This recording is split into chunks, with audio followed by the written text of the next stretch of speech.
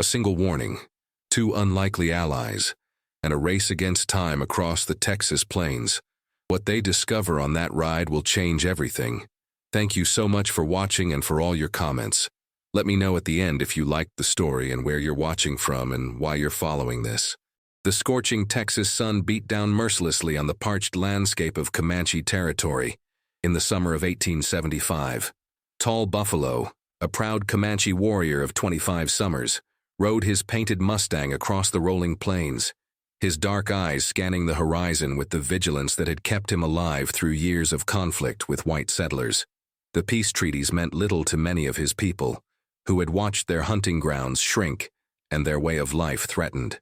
His leather-bound braid swung against his back as he guided his horse toward a small creek, one of the few that hadn't dried up in the relentless heat. The settlement of New Hope lay less than a day's ride away, a place he generally avoided, filled with wary settlers who viewed any Comanche with suspicion and fear. Tall Buffalo dismounted, allowing his horse to drink while he refilled his water pouch. The quiet was suddenly broken by the sound of approaching hoofbeats. His hand instinctively moved to the knife at his waist as he turned to face the potential threat. A young woman reined her horse to a stop several yards away. She was clearly white, with golden hair falling in a single braid down her back. She wore a simple dress, dusty from travel, and her face showed determination rather than the fear he was accustomed to seeing. "Are you of the Comanche?" she asked, her voice steady despite her obvious nervousness. Tall Buffalo regarded her with suspicion.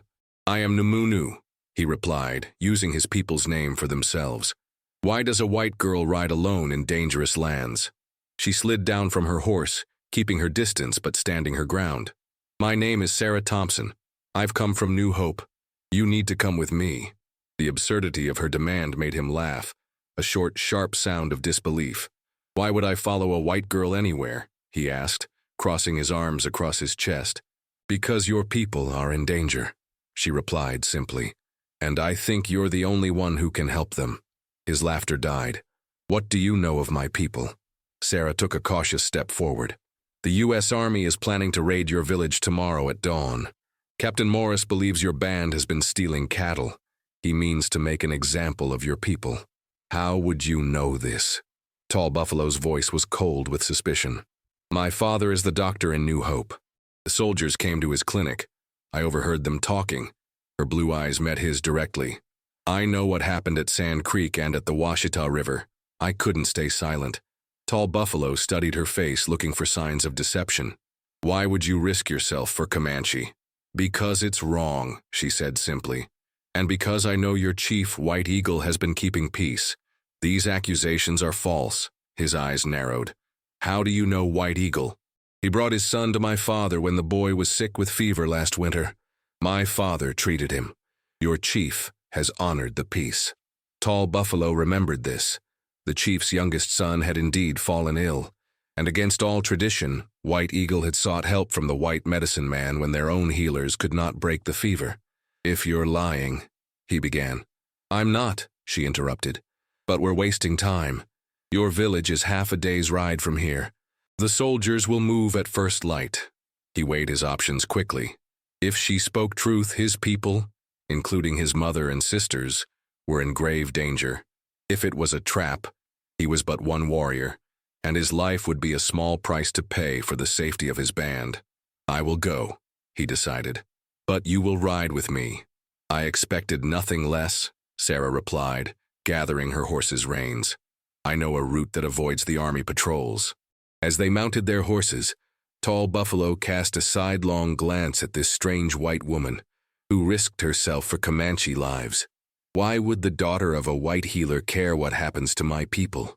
Sarah's expression hardened. "My mother was Cheyenne. I was too young to save her people when the soldiers came. I will not stand by again." Understanding dawned in Tall Buffalo's eyes. This was no simple country girl, but a woman with feet in two worlds.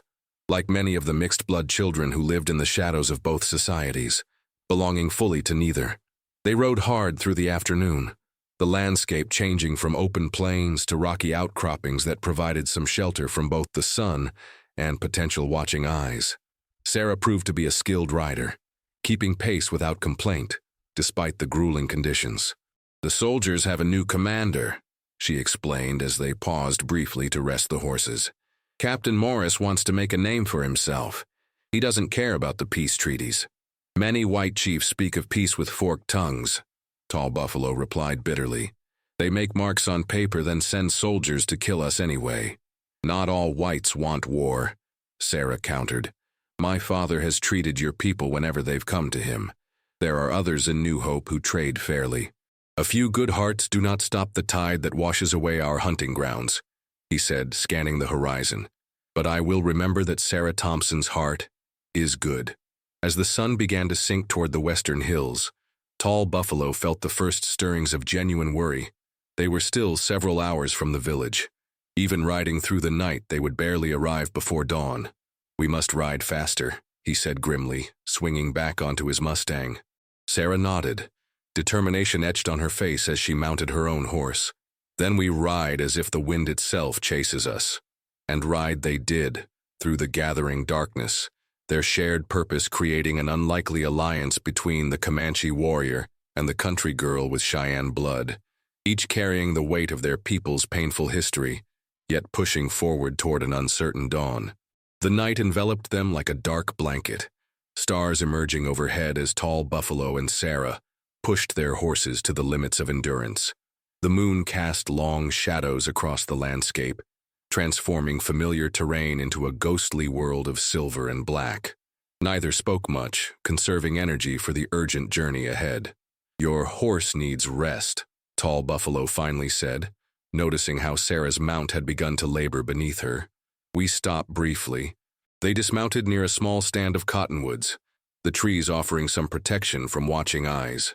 Tall Buffalo moved with the practiced silence of a warrior, his senses alert to any sign of danger as he helped Sarah lead the horses to water. How did you come to live among the whites?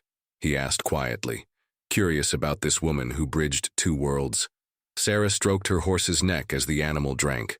My father met my mother when he was a young army doctor.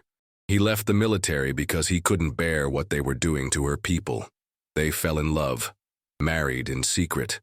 Her voice grew softer. After the massacre at Sand Creek, he took us east, away from the fighting. When things calmed, we returned, but as settlers, not soldiers. And your mother? She died of smallpox 5 winters ago. Sarah's face tightened with old grief. Many in New Hope blamed her sickness on being Indian, said it was God's judgment. My father nearly left again, but he stayed to help both settlers and natives who needed healing. Tall Buffalo nodded slowly, understanding the complexity of her position. You walk a difficult path between two worlds. As do you, she observed. You speak the white man's tongue well. A shadow crossed his face. I was taken to a mission school as a boy. They tried to beat the Comanche out of me. His hand unconsciously touched a scar at his temple. I ran away after 2 winters and found my way back to my people. Yet you learned their language. To know your enemy's words is to have power, he replied. The missionaries taught me that much, though not as they intended. They fell silent, each contemplating the strange circumstances that had brought them together. After allowing the horses a short rest, they mounted again and continued their desperate race against dawn. As they rode, Tall Buffalo's thoughts turned to his village. White Eagle was a wise chief who had chosen the path of peace when many younger warriors had argued for continued resistance. The band had settled in this territory, learning to farm while still maintaining as many of their traditions as possible. It was a precarious existence, but they had survived. Tell me more about these cattle thefts, he said suddenly. Sarah guided her horse closer so they could speak without raising their voices. 3 ranches have lost cattle in the past month. Tracks led toward Comanche territory, but that proves nothing. Captain Morris was looking for an excuse. Our hunters have not taken white men's cattle, Tall Buffalo stated firmly. White Eagle forbade it. We have our own small herd now, and the buffalo we can still find. I believe you, Sarah said. But there are some in New Hope who would blame Indians for anything that goes wrong. And Captain Morris? She hesitated. My father says he was at the Washita River massacre with Custer. Tall Buffalo's expression hardened at the mention of that bloody attack on a peaceful village. Then, he has already tasted the blood of innocent people and found it to his liking. That's why we must reach your people first, Sarah urged. They rode on through the night, the landscape gradually becoming more familiar to Tall Buffalo. They were nearing Comanche territory, and he felt both relief and mounting anxiety. Would they arrive in time? As they crested a ridge, Tall Buffalo suddenly raised his hand, signaling Sarah to stop. He dismounted quickly, dropping to the ground and pressing his ear to the earth. "What is it?" Sarah whispered, joining him. "Hoofbeats," he replied grimly. "Many horses, moving fast." Sarah's face paled in the moonlight. "The soldiers? Already?" "No." Tall Buffalo shook his head. "Coming from the wrong direction, and they do not ride in formation." He listened again, his expression growing increasingly troubled. "These are not soldiers, and they are heading toward New Hope." "Raiders?" Sarah's voice caught. "But who?" Tall Buffalo stood, his face grim. "There are Comancheros who work with renegades from many tribes, Kiowa, Apache, even some of my own people who refuse the reservations. They raid across the territories." "You think they're responsible for the cattle thefts?" Sarah realized. "It would explain the tracks leading toward our lands," he agreed. "They let the blame fall on peaceful bands while they profit." Sarah's eyes widened with sudden fear. "New Hope is nearly undefended with the soldiers preparing to attack your village." The implications hung in the air between them. Tall Buffalo faced an impossible choice: continue to warn his people, or turn aside to help the settlement that had harbored this woman and her father, perhaps the only whites who had shown true kindness to his band. "My father is there," Sarah said quietly, not pleading but stating a simple truth. Tall Buffalo closed his eyes briefly, the weight of decision heavy upon him. When he opened them, his resolve was clear. "We divide our path. I will send you toward your village with warning while I continue to my people." "No," Sarah shook her head firmly. "The raiders are between us and New Hope. I wouldn't make it alone. And your people need warning more urgently. The attack comes at dawn."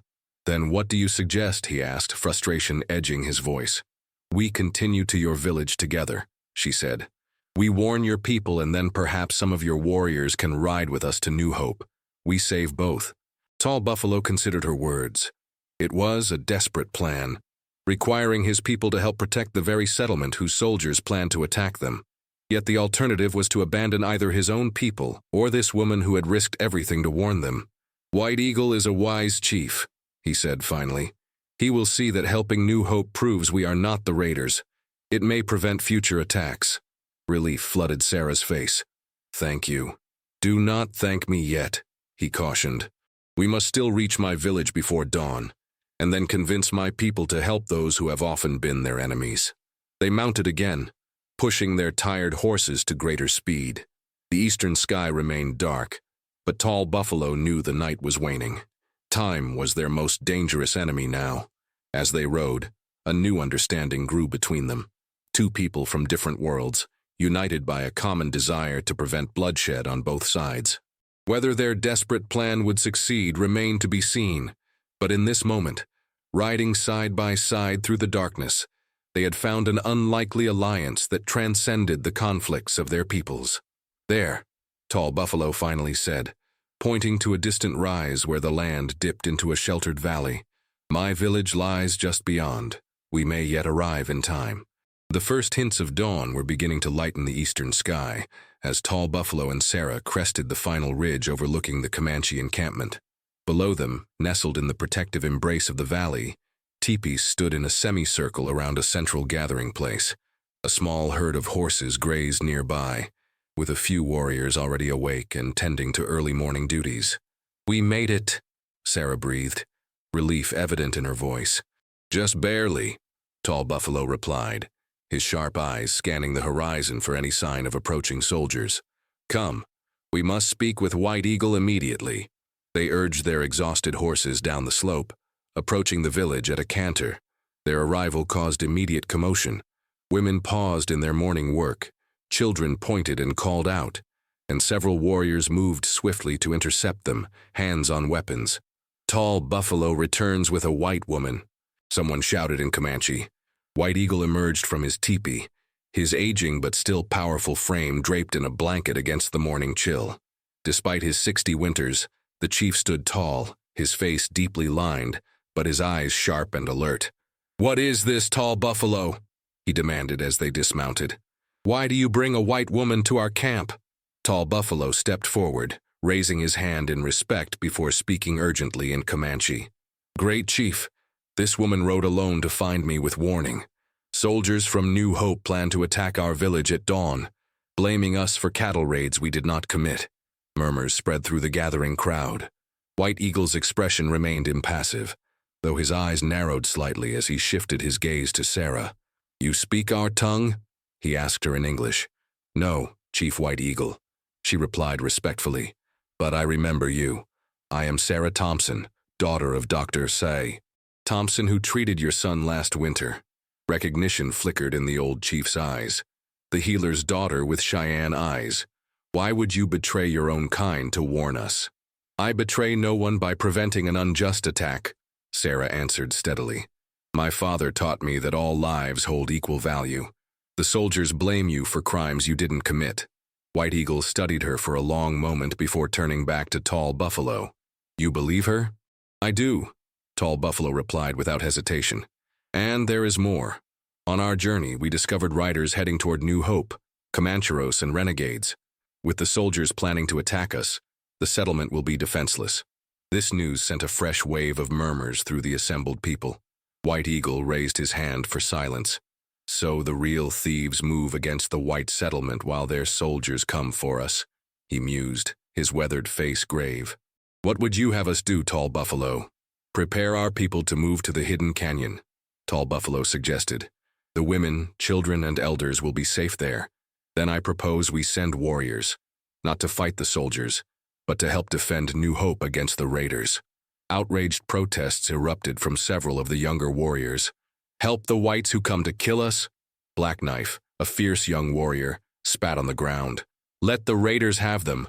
"Silence!" White Eagle commanded, his authority unquestioned despite the controversial nature of the proposal.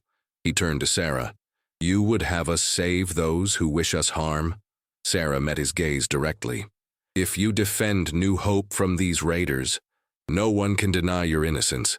The soldiers will have to recognize their mistake. There could be peace instead of bloodshed." White Eagle was silent for a long moment, weighing her words. "And if we refuse? If we simply flee to safety? Then both our peoples suffer," she replied honestly. "My father and many innocents in New Hope may die, and your band will forever be blamed for crimes you didn't commit. The army will hunt you relentlessly." The chief nodded slowly, then turned to address his people in Comanche.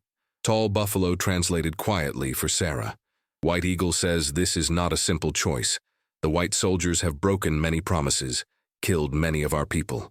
But he also says that continuing the cycle of vengeance has cost us dearly. Perhaps this is an opportunity the Great Spirit has placed before us." After a passionate debate among the tribal council, White Eagle raised his hand for silence once more. His decision was made. "We will do as Tall Buffalo suggests," he announced. "The women, children, and elders will go to the hidden canyon with half our warriors for protection. Tall Buffalo will lead our best fighters to help defend New Hope. Perhaps the White Eyes will finally see that not all Comanche are raiders, just as we now see that not all whites wish us harm." He nodded toward Sarah with something approaching respect. "Thank you," Sarah said simply. "Do not thank me yet," White Eagle replied, unconsciously echoing Tall Buffalo's earlier words. "The path ahead remains dangerous." The village erupted into activity as people gathered essentials for the evacuation. Horses were brought in from pasture, children were gathered, and warriors prepared their weapons. The efficiency of their response spoke to a people who had long lived with the threat of sudden displacement. "We have little time," Tall Buffalo told Sarah as they helped an elderly woman secure her belongings. "The soldiers could arrive any moment, and the raiders are already on their way to New Hope." "How many warriors will ride with us?" she asked. 15 of our best," he replied. "Not many against Comancheros, but perhaps enough to make a difference." An hour later, as the eastern sky blushed pink with approaching sunrise, two groups departed the village in opposite directions. The larger group, women, children, elders, and their protectors, headed west toward the hidden canyon that had sheltered the band during previous conflicts. The smaller group, Tall Buffalo, Sarah, and 15 determined warriors, rode east toward New Hope. As they rode, Tall Buffalo found himself watching Sarah with growing admiration. She had not complained once despite the exhaustion that clearly pulled at her. Her concern for both her people and his spoke of a spirit that transcended the boundaries that divided their worlds. "Your father must be a remarkable man," he commented as they rode side by side. Sarah's face softened. "He is. He taught me to see people as individuals, not as tribes or races. He will understand what we're trying to do. And the others in your settlement?" Her expression grew more guarded. "Some will, others," she sighed. "Fear and hatred run deep, but if we can stop these raiders, perhaps they'll begin to see differently." Tall Buffalo nodded, understanding the complexity of what lay ahead. They were attempting something unprecedented. Comanche warriors riding to protect a white settlement while their own families fled from white soldiers. The irony was not lost on him. "Whatever happens," he said quietly, "I am glad our paths crossed, Sarah Thompson." She turned to him, surprise evident in her expression before it softened into a smile. "As am I, Tall Buffalo." They crested a rise, and in the distance the small collection of buildings that formed New Hope came into view. Even from this distance, they could see movement. Riders approaching from the north, still some ways off but closing fast. "The raiders," Sarah breathed. "And no sign of the soldiers," Tall Buffalo observed grimly. "They are likely still preparing to attack our empty village." He turned to his warriors, speaking rapidly in Comanche, laying out their plan. They would not ride directly into town, which would likely cause panic. Instead, Sarah would go ahead to warn her people while the Comanche warriors positioned themselves to intercept the raiders. "Be swift," he told Sarah, as she prepared to ride ahead. "Tell your people we come as allies, not enemies." She nodded, her face resolute despite the fear evident in her eyes. "Be careful, Tall Buffalo. My father's clinic is the white building with the red cross. Come there when this is over." With that, she dug her heels into her horse's sides and galloped toward New Hope, carrying a message of unlikely alliance that might just save both their peoples, if she could make them believe. Sarah thundered into New Hope, her horse's hooves kicking up dust along the main street. Early morning had brought a few townsfolk out to begin their day's work, and they stopped to stare at the doctor's daughter, disheveled and clearly in distress. "Raiders coming!" she shouted, pulling her exhausted horse to a stop near the general store where several men had gathered. "Comancheros from the north! They'll be here within the hour." Sheriff Williams emerged from his office, buckling his gun belt. "Sarah, what in tarnation are you talking about? And where have you been? Your father's been worried sick." "There's no time," she insisted, sliding from her horse. "The cattle thieves weren't Comanche. They were Comancheros. They're heading this way with a large raiding party." The men exchanged skeptical glances. Tom Miller, the blacksmith, spat tobacco juice into the dust. "And how would you know that, girl?" "Because I saw them," she replied firmly. "And because I found help." "Help?" Sheriff Williams frowned. "What help?" "Captain Morris took most of his men to deal with those Comanche." "That's just it," Sarah interrupted. "The Comanche are innocent, and they're coming to help us defend New Hope." A stunned silence fell over the gathering crowd, broken by a burst of incredulous laughter from several men. "Comanche? Helping us?" Miller scoffed. "Girl, have you lost your mind?" "Sarah!" Dr. Thompson pushed through the crowd, his normally kind face lined with worry and exhaustion. He grasped his daughter's shoulders. "Where have you been?" "I've been searching all night." "Father, listen to me," she pleaded. "I rode to warn the Comanche about Captain Morris's attack. They're innocent of the cattle raids, and now their warriors are coming to help us against the real raiders." Dr. Thompson's eyes widened in understanding. "You went to their village? Alone?" "I had to," she said. "And now we have to prepare. The raiders will be here soon, and we need every gun." The skepticism on the faces around her was palpable, but her father straightened, turning to address the crowd. "My daughter has never lied," he said firmly. "If she says raiders are coming, then I believe her. And if Comanche warriors are offering help, we'd be fools to refuse." Sheriff Williams rubbed his jaw thoughtfully. "Doc, no disrespect, but these are Comanche we're talking about. The same Indians that Captain Morris went to teach a lesson." "A lesson they don't deserve," Sarah insisted. "Sheriff, I've seen the raiders with my own eyes. There must be 20 or more. How many men can you muster right now with the soldiers gone? The sheriff glanced around, mentally counting. Maybe 10 who can shoot straight.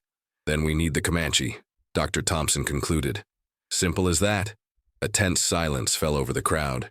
Then, from the edge of town, a sentry's voice called out, "Riders coming from the east!" All heads turned. In the distance, a line of mounted warriors appeared on the ridge, their silhouettes distinctive against the morning sky. At their head rode tall Buffalo, his feathered lance held high as a standard. "They're here," Sarah breathed, relief evident in her voice. "And so are the raiders," came another shout, this time from the north side of town. "Lots of 'em." Sheriff Williams made his decision quickly. "Miller, Jenkins, get every man with a gun to the north side. Doc, get the women and children into the church basement." He turned to Sarah. "You really think these Comanche are here to help?" "I stake my life on it," she replied without hesitation. The sheriff nodded grimly. "Then go meet them. Tell them we accept their help." Sarah raced toward the eastern edge of town as the citizens of New Hope mobilized for defense. Women hurried children toward the stone church. Men grabbed rifles and ammunition, and barriers were hastily constructed from wagons and barrels. Tall Buffalo reined his horse to a stop as Sarah approached, the warriors behind him watching warily for any sign of treachery. "The raiders approach from the north," she reported breathlessly. "Sheriff Williams accepts your help and is positioning men there." Tall Buffalo nodded, turning to issue commands in Comanche. The warriors immediately split into two groups, one heading directly north to confront the raiders head-on, the other circling to approach from the flank. "Your people are ready to fight alongside us?" he asked, as they rode together toward the town. "Not all believe yet," she admitted, "but they will when they see you fight to protect them." They reached the north side of town, just as the raiders came into view. A motley group of Comancheros, renegade Indians from various tribes, and border outlaws, all armed and riding hard toward the settlement. Gunfire erupted as New Hope's defenders opened fire from behind their makeshift barricades. The raiders, expecting an easy target with the soldiers away, were surprised by the resistance. Their surprise turned to shock when Tall Buffalo's warriors charged their flank with war cries that sent chills down the spines of everyone who heard them. What followed was a chaotic battle that raged at the edges of New Hope. The Comanche warriors, though outnumbered, fought with precision and coordination that the raiders lacked.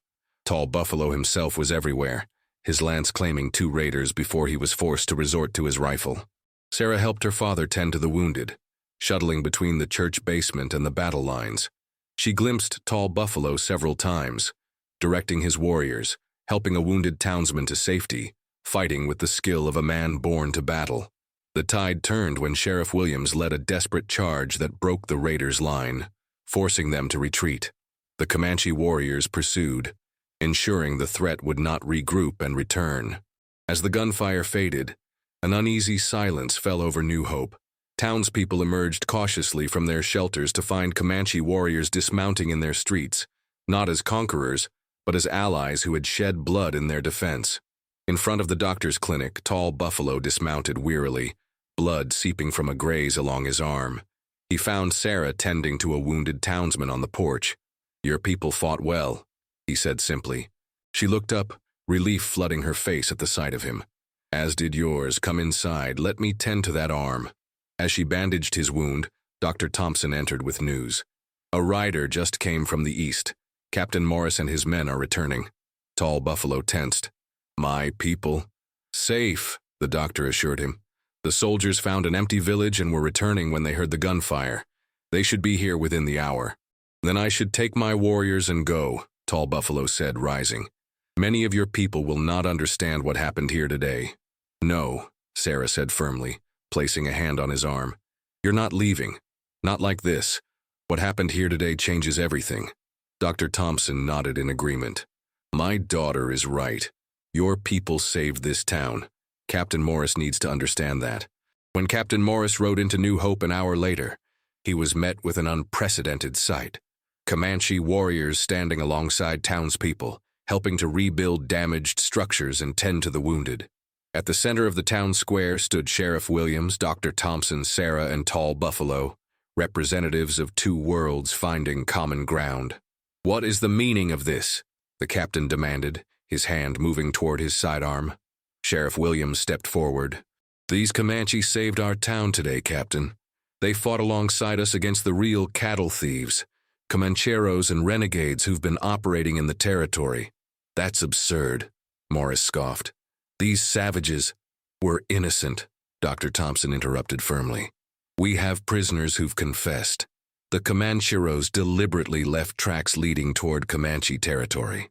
Captain Morris looked unconvinced until Mayor Simmons stepped forward. As one of the most respected men in New Hope and owner of the largest ranch, his word carried weight. "I lost 12 head of cattle to these thieves, Captain," he said gravely. "And I'm telling you, these Comanches saved not just our property today, but our lives. My wife and children would be dead if not for their courage." The captain's certainty wavered visibly. He looked from the townspeople to the Comanche warriors, clearly struggling to reconcile this reality with his preconceptions. Sarah moved forward, standing tall beside Tall Buffalo. "Captain Morris, today has shown what's possible when we look beyond our fears and prejudices. White Eagle's band has honored the peace treaty. Isn't it time the U.S. Army did the same?" A long, tense silence followed. Finally, Captain Morris removed his hat, a gesture of respect that surprised everyone present. "It seems I've been misinformed," he admitted reluctantly. "Sheriff, I'll need statements from the prisoners. And," he added, turning to Tall Buffalo, "I would speak with your chief." "White Eagle will return when he knows it is safe," Tall Buffalo replied. "Perhaps in a few days we can arrange a council." Captain Morris nodded stiffly. "Very well." As the soldiers dispersed to help with the cleanup, Sarah turned to Tall Buffalo, her eyes bright with exhausted triumph. "We did it. For today," he cautioned. "The path to true peace remains long. But it's a beginning," she insisted. "Because of you. Because of what you and your warriors did. People here will tell a different story about the Comanche." Dr. Thompson approached, placing a hand on Tall Buffalo's shoulder. "You'll always have friends in New Hope now. Both you and your people." In the days that followed, an unprecedented council was held in the neutral ground between New Hope and the Comanche village.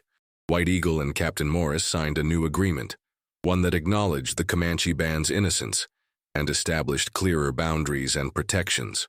For Tall Buffalo, the experience had transformed his understanding of possibility. As he prepared to return to his people after the council, he sought out Sarah one last time. "My chief has asked me to serve as liaison between our peoples," he told her. "I will visit New Hope regularly to trade and maintain our new understanding." Sarah smiled, the western sun highlighting the features that reflected her mixed heritage. A bridge between worlds, just as she herself had become. "Then this isn't goodbye." "No," he agreed, a rare smile softening his stern features. "It is a beginning." As he rode away, Tall Buffalo carried with him a new vision of the future, one where the daughter of a white doctor and a Cheyenne woman had taught a Comanche warrior that sometimes the bravest path forward requires reaching across the divide to those we once called enemies. And in New Hope, Sarah watched him go, knowing that the impossible had become possible because she had dared to believe that one person's courage could change the course of two people's destiny.